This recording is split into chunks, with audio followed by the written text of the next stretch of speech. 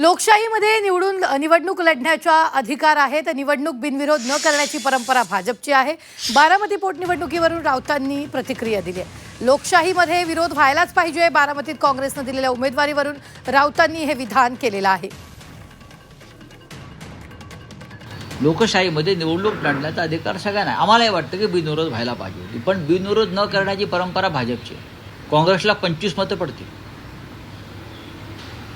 कळलं? 25, तुम्हाला 25 लाख पडते. पण लोकशाहीमध्ये विरोध हा व्हायला पाहिजे.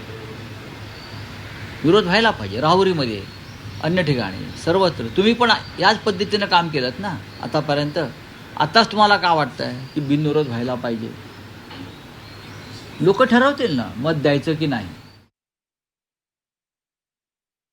जर तुम्हाला खरोखरच अजितदादांविषयी इतका प्रेमाचा पाना फुटला असेल, तर जी भूमिका काँग्रेसने घेतलेली आहे, आम्ही माघार घेतो. अजितदादांच्या मृत्यू संदर्भातला गुन्हा महाराष्ट्रात दाखल करा. का करत नाहीत? तुम्ही काँग्रेसला धडा शिकवायला निघालात ना.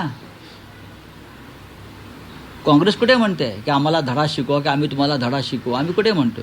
आमची भूमिका स्पष्ट आहे. ज्या अजितदादा पवारांविषयी आपण अत्यंत सहानुभूतीनं जे तुम्हाला उचकी लागलेली आहे, या उचक्या बंद करा.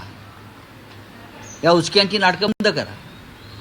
अजितदादा पवार यांचा ज्या संशयास्पद रीतीनं मृत्यू झाला, अपघात झाला, त्या संदर्भात रोहित पवारांनी आणि मला वाटतं अजितदादाचे चिरंजीव Jay Pawar, if I am not wrong, यांनी जो संशय व्यक्त केलेला आहे, मुख्यमंत्र्यांनी जिथे आहेत तिथून प्रचारात आदेश द्यावा इथे आणि हा गुन्हा दाखल करावा.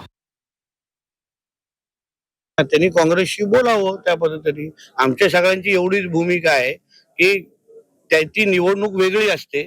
ही निवडणूक आदरणीय अजितदादांच्या जाण्यामुळे आज आलेली आहे आणि म्हणून अजितदादा हे राज्याचे एक फार मोठे नेते होते आणि म्हणून प्रत्येक पक्षाने ही भूमिका विचार करून, आपल्या महाराष्ट्राला एक संस्कृती आहे त्या अनुसार त्यांनी भूमिका घ्यावी ही अपेक्षा आदरणीय मुख्यमंत्र्यांनी व्यक्त केलेली आहे.